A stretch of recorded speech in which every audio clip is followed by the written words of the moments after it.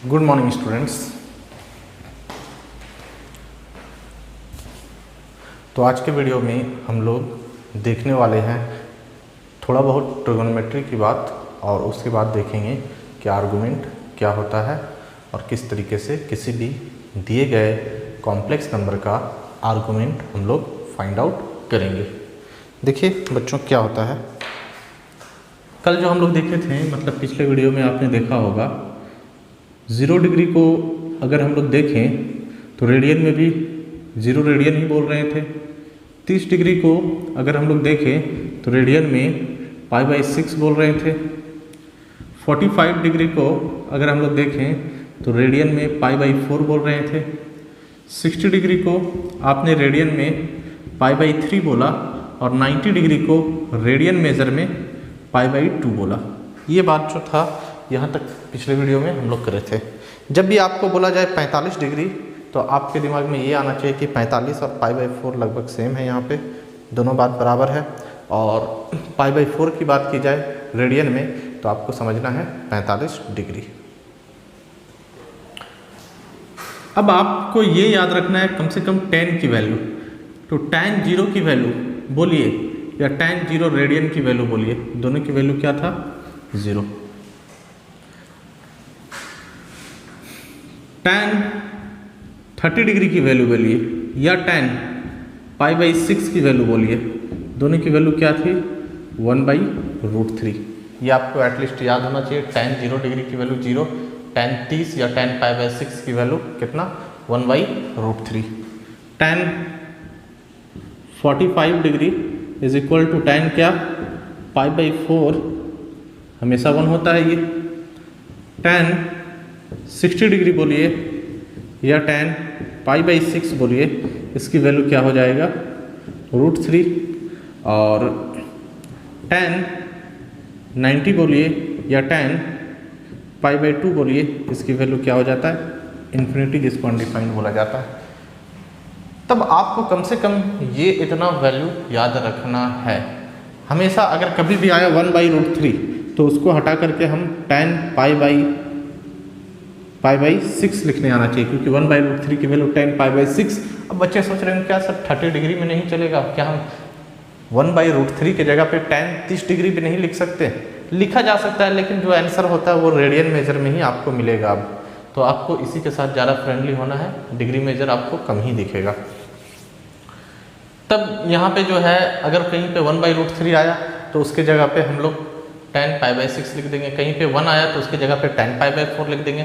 कहीं पे √3 आया तो उसके जगह पे tan π/4 लिख देंगे। और कहीं पे इन्फिनिटी आ रहा, अनडिफाइंड आ रहा, तो उसकी जगह पे tan π/2 लिख देंगे। इन्फिनिटी को आप ये लाइक 1/0 भी समझिएगा। तो ये बातें हैं, कम से कम इसको समझ के रखिएगा। और उम्मीद है क्लास 10th में इतना बच्चा तो पढ़ता है कि 10 90 तक तो उसको वैल्यू याद ही रहता है, और नहीं याद है तो कम से कम आप यहाँ पे इसको याद कर लें। ओके ना? तब अब हम लोग नेक्स्ट देखते हैं आर्गुमेंट की बातों को थोड़ा ध्यान से समझने की कोशिश करेंगे। चलिए नोट करिए इसको। चलिए बच्चों, इस वीडियो में हम लोग समझने की कोशिश करते हैं अब आर्गुमेंट यहाँ पे क्या हमारा होता है किसी भी कॉम्प्लेक्स नंबर का। देखिएगा यहाँ पे फर्स्ट पॉइंट जो है, ध्यान से देखिएगा, बहुत इंपॉर्टेंट टॉपिक है, हमेशा बच्चों को कंफ्यूजन रह जाता है। तो if z is equal to x plus iota y be a complex number which can be represented by point P on Argand plane, then the line OP make an angle with x-axis इन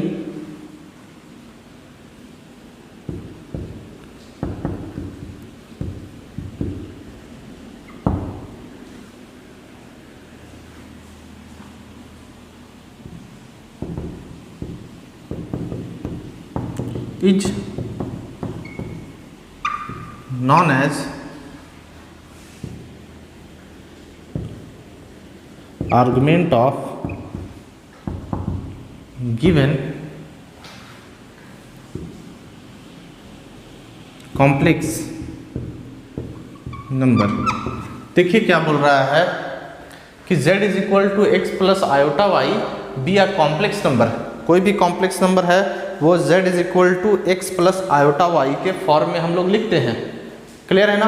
अब हम लोग उसको किसी भी point P की सहायता से जब अर्जेंट प्लेन पे रिप्रेजेंट करेंगे तो जो लाइन OP बनेगा वो लाइन जो x एक्सिस से एंटी क्लॉकवाइज डायरेक्शन में जो एंगल बनाएगा उसी को हम लोग आर्गुमेंट कहेंगे उस कॉम्प्लेक्स नंबर का। पहले आप इसको नोट करिए, फिर इसको अच्छे से हम लोग समझने की कोशिश करेंगे। चलिए, तो अगर z is equal to sir x plus iota y है तो इसको हम पॉइंट P से कैसे रिप्रेजेंट करेंगे? तो पॉइंट P का कोऑर्डिनेट क्या? रियल पार्ट x और इमेजिनरी पार्ट y। ये हो गया आपका x कॉमा वाई। अब देखिए अगर ये x कॉमा वाई है तो इस डिस्टेंस को हम लोग x बोलते हैं और यहाँ मान लिया इतना डिस्टेंस y कवर कर रहा। तो इस पॉइंट को अगर हम लोग को पॉइंट P को फाइंड आउट करना है तो ये हो जाएगा point P x comma y. अब पॉइंट P ये x कॉमा वाई है और ये यहाँ पे ओरिजिन होता है।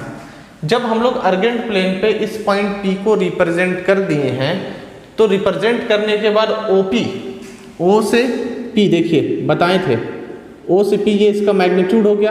अब OP जो एंगल x एक्सिस के साथ बनाएगा, OP जो एंगल x एक्सिस के साथ बनाएगा उस एंगल को भी हम लोग कहेंगे आर्गुमेंट।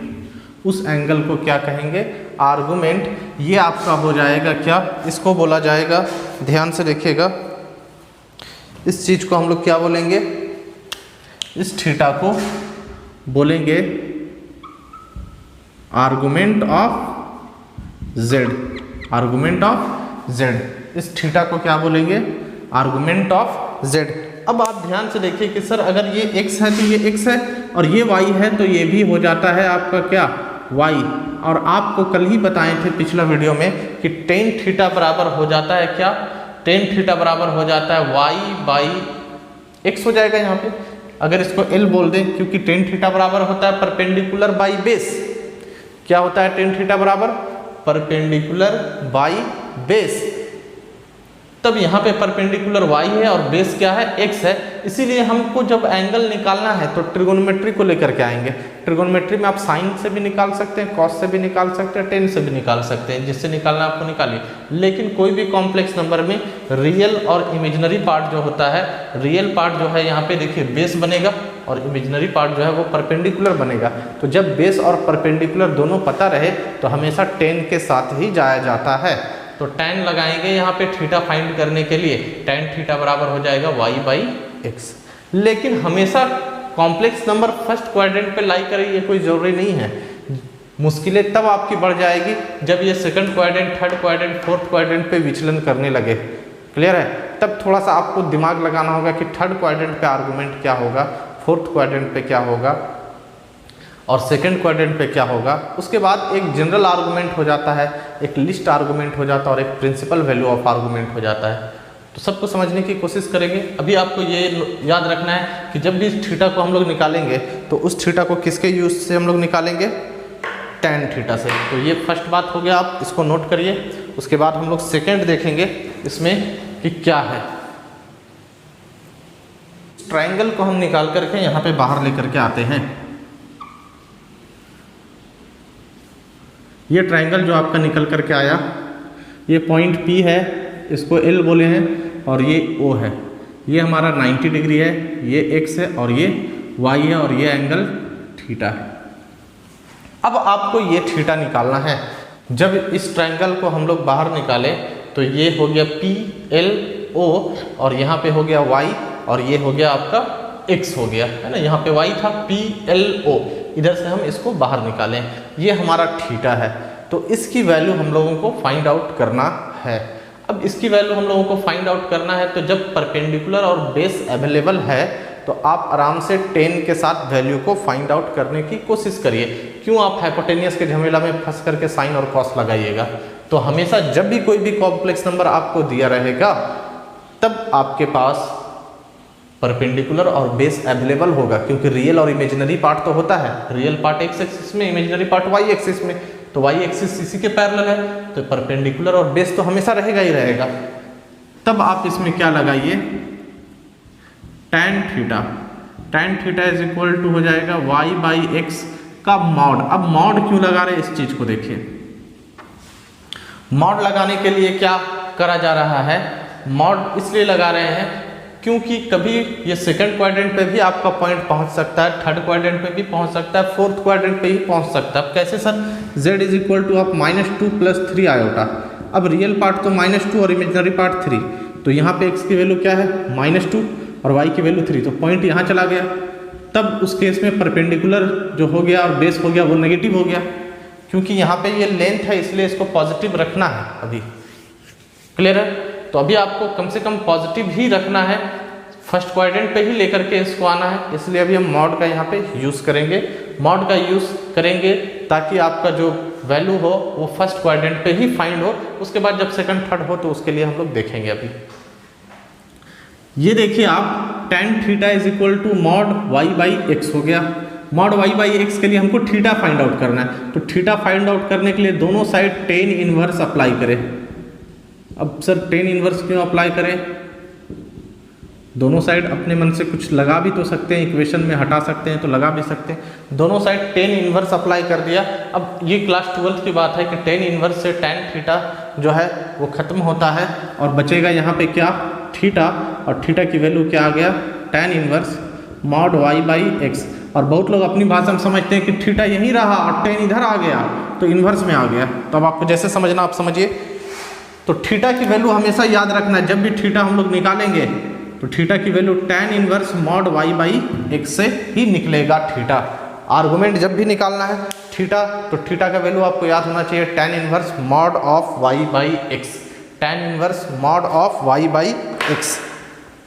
अब देखिए इस चीज को समझिए। लोग बोला था कि x एक्सिस से जो एंगल बनेगा positive direction of x axis से एंटी क्लॉकवाइज डायरेक्शन में, वही इसका आर्गुमेंट होगा। तो लोग जो बोला कि ये भी एक आर्गुमेंट है, और क्या बोला कि अगर हम यहाँ से चले और यहाँ ना रुके, यहाँ से चले और यहाँ ना रुके तो ये भी आर्गुमेंट आपका हो जाएगा। यहाँ से चलने के बाद फिर से एक चक्कर काटने के बाद, अगर यहाँ से चलने के बाद 2 चक्कर काटने के बाद भी हम रुके तो भी आर्गुमेंट होगा। तो आर्गुमेंट जो होता है फिर वहाँ पे कैटेगराइज किया गया है इसको।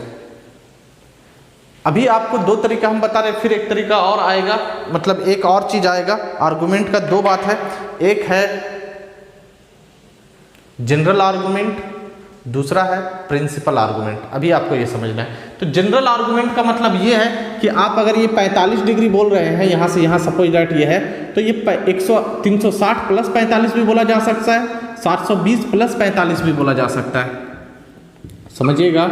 अगर आप यहाँ से यहाँ बोल दिए सर 45 डिग्री है, आर्गुमेंट सही है, चलिए मान लिए निकाले, कुछ आया 45 डिग्री। लेकिन कोई ऐसा भी बोल सकता है कि हम यहाँ से यहाँ चले और फिर यहाँ रुके, तो क्या ये भी आर्गुमेंट होगा इस कॉम्प्लेक्स नंबर का? हाँ, ये भी आर्गुमेंट होगा। तो लोगों की इच्छा हुई कि हम एक बार में क्यों रुके, 2 चक्कर काटने के बाद रुके, क्या ये आर्गुमेंट होगा? हाँ, ये भी आर्गुमेंट होगा। ये बोला गया कि positive direction of x axis, मतलब एक्स एक्सिस का पॉजिटिव साइड, इधर तो नेगेटिव होता है, एक्स एक्सिस के पॉजिटिव साइड से घड़ी की उल्टी दिशा में जो एंगल बनेगा वही आर्गुमेंट होगा। तो आप एक बार में क्यों रुके, 2 बार, 3 बार, 4 बार, 5 बार, 10 बार, 15 बार, जितना बार चक्कर काटना है काट, वो सब उसका आर्गुमेंट होगा। तो एक में क्या हो रहा है कि बहुत सारे आंसर आर्गुमेंट के पॉसिबल हो रहे थे। तब एक आंसर लाने के लिए, सिंगल वैल्यूड इसको बनाने के लिए एक प्रिंसिपल वैल्यू ऑफ आर्गुमेंट को इंट्रोड्यूस किया गया। प्रिंसिपल वैल्यू ऑफ आर्गुमेंट वो आर्गुमेंट होता है जिसका आंसर -180 से बड़ा और +180 से छोटा या उसके बराबर, -180 डिग्री से लेकर के उससे बड़ा या +180 डिग्री या उससे छोटा या उसके बराबर के बीच में अगर आपका आंसर आएगा तो प्रिंसिपल वैल्यू ऑफ आर्गुमेंट कहलाएगा। जनरल में क्या है कि बहुत सारे आंसर पॉसिबल है। 45 बोलेगा तो कोई 360 + 45 बोलेगा, कोई 720 + 45 बोलेगा, कोई 3 टाइम्स 360 काट लिया उसके बाद 45 बोल रहा। तो आप समझिए, इस बात को ध्यान से देखिएगा। जनरल वैल्यू ऑफ आर्गुमेंट बहुत सारे हो सकते हैं आपकी मर्जी के अनुसार, लेकिन प्रिंसिपल वैल्यू ऑफ आर्गुमेंट जो होगा वो यूनिक होगा। तो दूसरा नंबर बात में आपको ये याद रखना था कि अभी के लिए कि थीटा की value tan inverse modulus of y/x होता है। थीटा की वैल्यू आर्गुमेंट निकालने के लिए हमेशा किस फॉर्मूला का यूज करेंगे? tan inverse modulus of y/x। ठीक है, यहाँ पे थर्ड में general argument is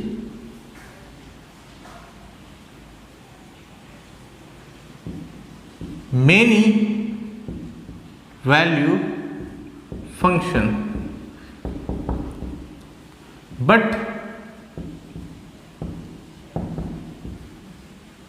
principal value of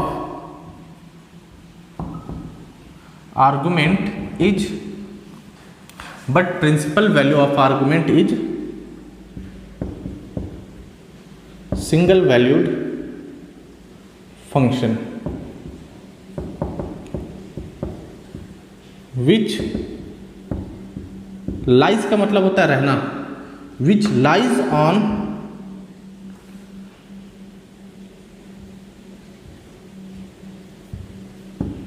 -पाई, पाई को बोलते हैं 180, पाई रेडियन की वैल्यू 180 डिग्री और पाई से छोटा या उसके बराबर, या आप लिखना चाहे इस तरीके से तो 180 डिग्री से बड़ा माइनस में और +180 डिग्री से छोटा या उसके बराबर। बहुत लोग इक्वलिटी यहाँ ना लगा करके यहाँ भी लगाते हैं, जो आपको पसंद है आप वो करिए। -180 से लेकर के +180 से छोटा बोलिए, या फिर -180 से बड़ा बोल करके +180 तक बोलिए। दोनों में से दोनों बात बराबर है, कुछ भी आप लिख सकते हैं। इक्वलिटी इसको इंक्लूड करिएगा तो ये हट जाएगा, और अगर इसको रखना चाहेंगे तो ये बाहर हो जाएगा। मतलब प्रिंसिपल वैल्यू बोलता है कि आपका आंसर -180 से लेकर के +180 के बीच या +180 तक होना चाहिए। लेकिन जनरल वैल्यू ऑफ आर्गुमेंट बोलता है आपको जितना बड़ा बताना है, जितना छोटा बताना, आप जो बताना है आप वो बताइए। अब देखिए बाय फिगर हम इसको समझने की कोशिश करेंगे।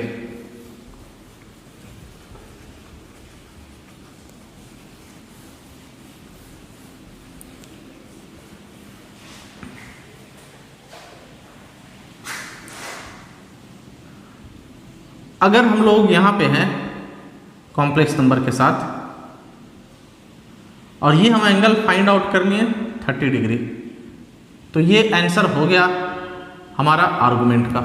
लेकिन लोग बोला कि क्या आप एक चक्कर पूरा काटते हैं यहाँ से यहाँ, तो कितना हुआ 360, और 360 में फिर यहाँ से यहाँ 30 डिग्री है, 30 डिग्री है ना ये, तो 30 डिग्री + 360 ये हो गया क्या 390। तो आर्गुमेंट 30 डिग्री भी हो रहा है आंसर, और क्या 390 भी हो रहा है। लोगों की इच्छा हुई कि सर एक बार चक्कर काटे 360, फिर क्या दूसरा बार चक्कर काटे 360, और फिर यहाँ से यहाँ कितना था 30 डिग्री, तो ये हो गया आपका 0।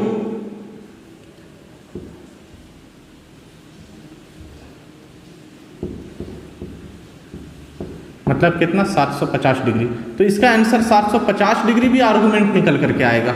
आर्गुमेंट जो है इस कॉम्प्लेक्स नंबर का, अगर यहाँ से यहाँ ये 30 डिग्री का एंगल बना रहा था तो 30 डिग्री भी, 390 डिग्री भी और 750 डिग्री भी पॉसिबल है। तीनों आंसर पॉसिबल है। और भी आप 4 बार में रुकिए, 5 बार में रुकिए। तो इसलिए बोला जा रहा है कि जनरल आर्गुमेंट जो होता है वो मेनी वैल्यूड फंक्शन होता है। इस फंक्शन के बहुत सारे आंसर पॉसिबल हैं, एक ये यूनिक नहीं है, अकेला नहीं है। ऐसे इसके आंसर बहुत सारे पॉसिबल है। लेकिन अगर प्रिंसिपल वैल्यू ऑफ आर्गुमेंट में जाइएगा तो उसका आंसर सिंगल ही आएगा, यूनिक आएगा, अकेला आएगा, उसका आंसर दूसरा नहीं होगा।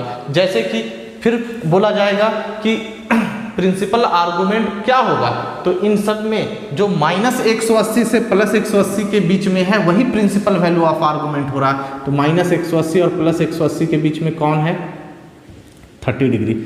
क्लियर है ना?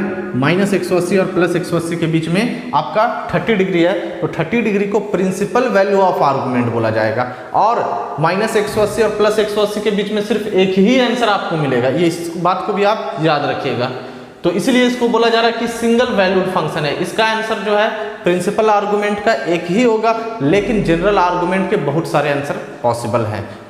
ये अपने इच्छा पर है, आपको फाइंड आउट करना। तो ज़्यादातर क्वेश्चन का जो आंसर आपको मिलेगा आर्गुमेंट में हमेशा प्रिंसिपल वैल्यू ऑफ आर्गुमेंट ही मिलेगा।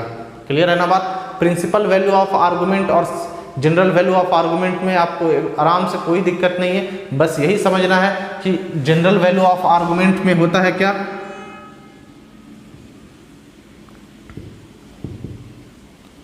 आर्गुमेंट को बोलते हैं 2n पाई प्लस अल्फा, मतलब n बिलोंग्स टू क्या करेगा? इंटीजर। n की वैल्यू 1 2 3 जो रखना है रखिए, 2 पाई 3 पाई 4 पाई 5 पाई 6 पाई 7 पाई और अल्फा ऐड होते जाएगा। मतलब एक बार में 180 और एक बार में 180 3 है ना, तो इसलिए 2 पाई और n प्लस यहाँ पे क्या हो गया? अल्फा। अब n की वैल्यू आपको एक चक्कर काटना है, 2 चक्कर काटना है, 3 चक्कर काटना है, डिपेंड करेगा आप पर। और n की वैल्यू इंटीजर है, मतलब 1 रखिए तो 360 प्लस अल्फा, 2 रखिएगा तो 720 प्लस अल्फा, क्योंकि पाई की वैल्यू, पाई रेडियन की वैल्यू 180 डिग्री। तो 2 पाई का मतलब होता है 360 into n plus alpha. Alpha की वैल्यू क्या है? तो अल्फा ये 30 डिग्री तो आया जो शुरू में, तो ये हो गया क्या? 360 n प्लस 30 डिग्री। अब अगर n की वैल्यू 1 रखिएगा तो ये 390 हो जाएगा, n की वैल्यू 2 रखिएगा तो 750 हो जाएगा। इसके अकॉर्डिंग ये घूमता रहेगा।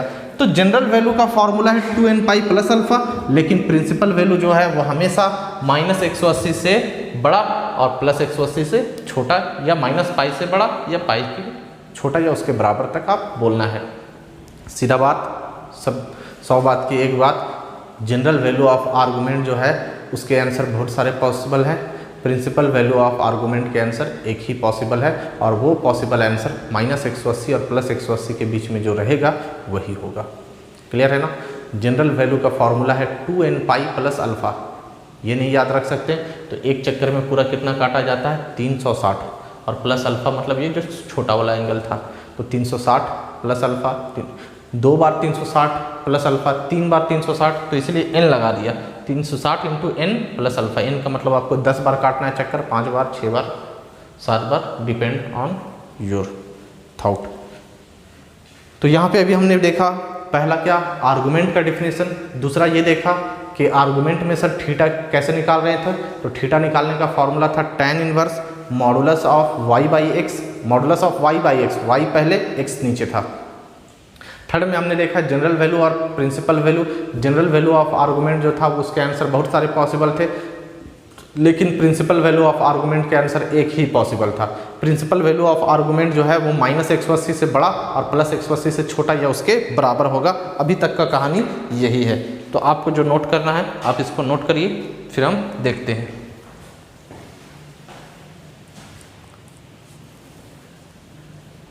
देखिएगा बच्चों, ये जो है काफ़ी इंपॉर्टेंट बात है यहाँ पे। How to find principal value of argument. Argument का प्रिंसिपल वैल्यू कैसे फाइंड आउट करेंगे इसको देखेंगे। हमको ये पता होना चाहिए कि प्रिंसिपल वैल्यू ऑफ आर्गुमेंट जो है वो उसका आंसर -180 से बड़ा और +180 से छोटा या उसके बराबर। अगर रेडियन में देखना है तो रेडियन में पाई 180 डिग्री को पाई रेडियन बोलते हैं, -पाई से बड़ा और +पाई से छोटा या उसके बराबर। अब बहुत लोग बोलते हैं सर इक्वलिटी यहाँ नहीं यहाँ लगाना चाहते, दोनों जगह में से एक जगह तो कहीं पर भी लगा दे, कोई दिक्कत नहीं है। -180 को शामिल करेगा तो फिर +180 छूट जाएगा, और +180 को रखना चाहता है तो माइनस छूट जाएगा। सीधा बात ये है। अब अगर आप देखिए कि अगर आपका कॉम्प्लेक्स नंबर z यहाँ पे लाई करता है पॉइंट P, तब आप ये एंगल एंटी क्लॉकवाइज में इसको थीटा बोलेंगे और ये हो जाएगा आपका A R G Z. Argument को शॉर्टकट में बोला जाता है A R G Z, argument of Z, bracket के लिए ऑफ, आर्गुमेंट ऑफ जेड। ये आर्गुमेंट हो जाएगा, क्या हो जाएगा ये आर्गुमेंट थीटा। क्लियर है। अगर आपका कॉम्प्लेक्स नंबर फर्स्ट क्वाड्रेंट पे लाई करता है तो उसका आर्गुमेंट क्या हो जाएगा थीटा। अब आप देखिए, आपको पता होना चाहिए कि यहाँ से आप शुरू करे हैं और यहाँ तक मेजर कर रहे हैं तो ये तो 90, अगर यहाँ तक जाते तो 90 होता, ये तो 90 से भी छोटा है। तो जो 90 से छोटा है क्या वो माइनस 180 और प्लस 180 के बीच में हो सकता है? ऑब्वियस हो सकता है, क्योंकि ये तो पॉजिटिव है। पॉजिटिव कैसे है सर? क्योंकि आप एंगल एंड देयर मेजरमेंट में पढ़े थे कि जो एंगल घड़ी की उल्टी दिशा में चलता है उसको पॉजिटिव एंगल बोला जाता है। घड़ी की उल्टी दिशा में जो चलेगा उसको पॉजिटिव मेजर करते हैं, और जो घड़ी की दिशा में चलेगा मतलब क्लॉकवाइज डायरेक्शन में चलेगा उसको नेगेटिव बोलते हैं। एंटी क्लॉकवाइज में पॉजिटिव मेजर किया जाता है एंगल को, और क्लॉकवाइज में नेगेटिव मेजर किया जाता है। तो यहाँ से यहाँ तो ये एंटी क्लॉकवाइज डायरेक्शन चला, क्योंकि आपका जो वॉच होता है वो इस तरीके से चलता है। तो पॉजिटिव एंगल, और पॉजिटिव क्या, ये ऑब्वियस है बात है कि 90 से छोटा है, तो मतलब क्या 180 से भी ये छोटा है।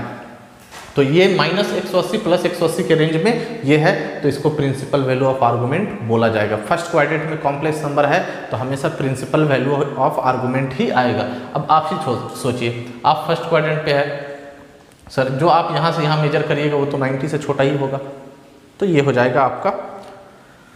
अगर आप सेकेंड क्वाड्रेंट पे जाए तो अब आपका आर्गुमेंट ये हो जाएगा। आर्गुमेंट आपका क्या हो जाएगा, ये एक्स एक्सिस के पॉजिटिव डायरेक्शन से ये आपने मेजर क्या किया यहाँ तक एंटी क्लॉकवाइज डायरेक्शन में। अब इसको कैसे फाइंड आउट करेंगे, तो आपको ये पता होना चाहिए कि अगर कोई भी कॉम्प्लेक्स नंबर यहाँ पे है z, ठीक है, इस पॉइंट P पर यहाँ पे रिप्रेजेंट किया जा रहा है, जब आप उसका मॉड लीजिएगा तो वो नेगेटिव से पॉजिटिव होकर यहाँ आ जाएगा।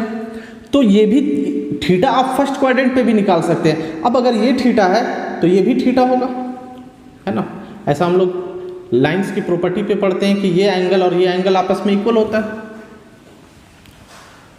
अब देखिए ये थीटा है तो ये भी थीटा होगा, और टोटल यहाँ से यहाँ तक कितना होता है 180 डिग्री।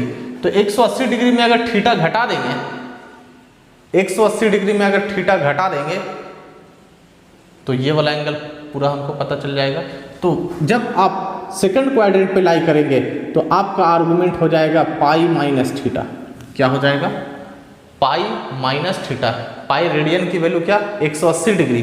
180 डिग्री में ये छोटा का वाला घटा दो तो यहाँ से यहाँ यही ना आएगा, टोटल 180 होता है। अब अगर आपको ये पता चल जाए तो फिर ये पता चल जाएगा, और ये पता करने के लिए फर्स्ट क्वाड्रेंट से ही हम लोग आ जाएंगे।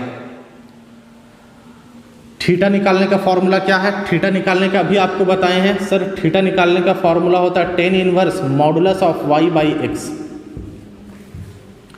तो दो बात आपको याद रखना है अभी तक कि अगर सर फर्स्ट क्वाड्रेंट में आर्गुमेंट लाई करेगा तो थीटा बराबर आर्गुमेंट ऑफ जेड थीटा हो जाएगा, और अगर सेकंड क्वाड्रेंट पे आप हैं तो आपका argument of z pi minus theta होगा। और अगर आप थर्ड क्वाड्रेंट पे आ गए तो ये एंगल जितना उतना ये एंगल, तो थर्ड क्वाड्रेंट पे आ गए तो आपका आर्गुमेंट ऑफ जेड अगर आप यहाँ से यहाँ नापिएगा तो दिक्कत हो जाएगा, क्योंकि 180 से ज़्यादा हो जा रहा है ये, और आपका आंसर 180 या 180 से छोटा होना चाहिए। तब हम लोग क्या करते हैं, उस डायरेक्शन में इधर से जाते हैं, क्योंकि नेगेटिव वाला भी तो है इसके अंदर, माइनस 180 से बड़ा होना चाहिए। तो इधर से इधर माइनस 180 होगा, ये कितना एंगल बनेगा माइनस 180 डिग्री, और ये एंगल कितना बनेगा प्लस 180 डिग्री। कैसे सर, क्योंकि ये घड़ी की उल्टी दिशा में यहाँ तक आपने मेजर किया तो प्लस में, और ये क्लॉकवाइज डायरेक्शन में गया तो ये माइनस में। तब लोगों ने बोला कि उधर से मत जाओ, जब थर्ड क्वाड्रेंट पे रहे और प्रिंसिपल आर्गुमेंट फाइंड आउट करना है तो यहाँ से मेजर करो तुम। तो ये थीटा और यहाँ से यहाँ टोटल कितना माइनस 180। तो माइनस 180 में जब आप थीटा ऐड कर देंगे तब ये कम होगा, जोड़ देंगे तो और ऊपर चला जाएगा। तो इसको बोला जाता है माइनस 180 प्लस थीटा, और 180 को बोलते हैं पाई। तो ये हो गया पाई plus theta, minus pi plus theta बोलिए, या थीटा माइनस पाई, जो बोलना है आपको बोलिए। थीटा को पहले लिख दिए, पाई को बाद में लिख दिए। तो फर्स्ट क्वाड्रेंट में argument of z theta, second quadrant में argument of z pi minus theta, और थर्ड क्वाड्रेंट में argument of z minus pi plus theta, और फोर्थ क्वाड्रेंट पे अगर आप है तो फोर्थ क्वाड्रेंट पे आपका आर्गुमेंट ऑफ जेड आप यहाँ से यहीं पे चले जाइए तो आप माइनस थीटा के साथ बने रहेंगे, माइनस थीटा के साथ आप बने रहेंगे। क्लियर है ना? जो ये एंगल होगा यही थीटा निकल रहा। तो आपको ये चार बात याद रखना है कि अगर आप फर्स्ट क्वाड्रेंट में हैं तो argument of z theta, second quadrant में है तो पाई माइनस थीटा, थर्ड क्वाड्रेंट में है तो माइनस पाई प्लस थीटा, और फोर्थ क्वाड्रेंट में है तो argument of z minus theta होगा। इसको एक बार नोट करिए। अब इसको हम लोग लिखते हैं।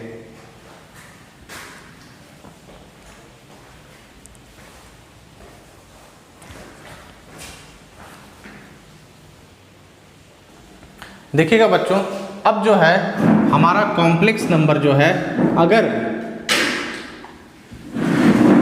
फर्स्ट क्वाड्रेंट पे लाई करता है, क्लियर है? अगर फर्स्ट क्वाड्रेंट पे लाई करेगा तो अभी हम लोग देखे थे कि फर्स्ट क्वाड्रेंट में आर्गुमेंट ऑफ जेड जो होता है वो क्या होता है? थीटा। ये देखिए, ये हम लोग बनाए रियल एक्सिस और ये इमेजिनरी एक्सिस, ये जो है तो ये जो होता है आर्गुमेंट ऑफ जेड थीटा, इसको बोलते हैं। फर्स्ट क्वाड्रेंट पे होगा तो उसका आर्गुमेंट ये थीटा होगा, और ये थीटा निकालने का फॉर्मूला क्या था? थीटा आर्गुमेंट ऑफ जेड क्या होता है फर्स्ट क्वाड्रेंट में? थीटा। और थीटा की वैल्यू अभी आपको बताए थे, थीटा की वैल्यू होता है tan inverse modulus of y by x. तो थीटा की वैल्यू क्या हो गया? tan inverse modulus of y by x. तो अगर आप फर्स्ट क्वाड्रेंट पे है तो आर्गुमेंट ऑफ जेड हो जाएगा tan inverse modulus of y by x. Clear है? अगर आप सेकेंड क्वाड्रेंट पे है, किस पे है? सेकेंड क्वाड्रेंट पे है, तब देखिए बताए थे अभी कि अगर आप सेकेंड क्वाड्रेंट पे है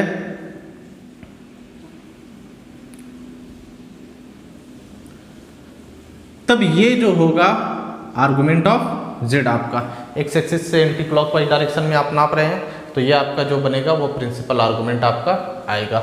और अभी बताए थे कि अगर सेकंड क्वाड्रेंट पे है तो आर्गुमेंट ऑफ जेड आपका पाई माइनस थीटा 180, क्योंकि ये तो थीटा हो जाएगा और 180 में से अगर आप ये थीटा घटाइएगा तो ये एंगल आएगा, और 180 को पाई रेडियन भी बोलते हैं। तब आर्गुमेंट ऑफ जेड आपका प्रिंसिपल आर्गुमेंट ऑफ जेड यहाँ पे बनेगा क्या? पाई माइनस थीटा। तो दैट्स इम्प्लाई थीटा की वैल्यू आपको हमेशा यही यूज करना है, pi minus tan inverse modulus of y by x. Second quadrant में हमेशा याद रखना आर्गुमेंट ऑफ जेड होता है pi minus tan inverse mod of y by x. अगर आप थर्ड क्वाड्रेंट पे गए, क्यू का मतलब यहाँ पे क्वाड्रेंट, तो अगर आप इधर से नापिएगा तो आपका आर्गुमेंट ऑफ जेड 180 से बड़ा हो जाएगा, और हम लोग जानते हैं कि प्रिंसिपल आर्गुमेंट माइनस 180 से बड़ा और प्लस 180 से छोटा या उसके बराबर होगा।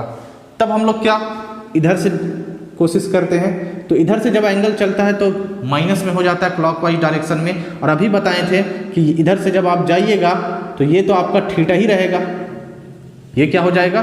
थीटा। और जब आप इसको मेजर करना चाहते हैं तो माइनस पाई प्लस थीटा, क्योंकि यहाँ से यहाँ तक टोटल माइनस 180, अब आपको पीछे आना है तो प्लस थीटा ऐड करना होगा। तो थर्ड क्वाड्रेंट में आर्गुमेंट ऑफ जेड अभी बताएं क्या होता है? Minus pi plus theta minus 180 plus theta. Argument of z क्या? Minus pi plus theta.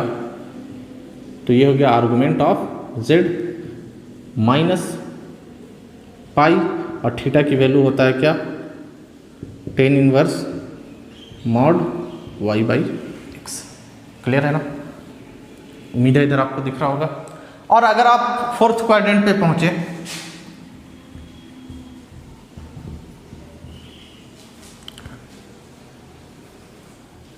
तो प्रिंसिपल आर्गुमेंट आपको डायरेक्ट क्लॉकवाइज डायरेक्शन में नाप लेना, और फोर्थ क्वाड्रेंट का जो भी कॉम्प्लेक्स नंबर जो अर्गेंट प्लेन में फोर्थ क्वाड्रेंट पे लाई करेगा उसका आर्गुमेंट ऑफ जेड क्या हो जाता है? Minus theta. मतलब क्या?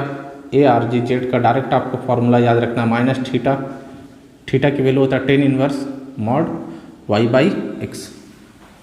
तो ये जो लिखाए हैं अभी आपका, यही सब आपका यूज़ होगा कोई भी कॉम्प्लेक्स नंबर का प्रिंसिपल आर्गूमेंट निकालने में। अगर फर्स्ट क्वाड्रेंट पे है तो tan inverse mod of y/x, second quadrant में है तो pi minus tan inverse mod of y/x, third quadrant में है तो minus pi plus tan inverse mod of y/x, और फोर्थ क्वाड्रेंट पे है तो minus tan inverse mod of y/x।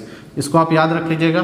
तो कोई भी कॉम्प्लेक्स नंबर का हम लोग इस फॉर्मूले की मदद से प्रिंसिपल आर्गूमेंट फाइंड आउट करेंगे। उम्मीद है आप यहाँ तक समझ गए होंगे। इसको नोट करिए। आज के लेक्चर को हम लोग यहीं पे ख़त्म करेंगे।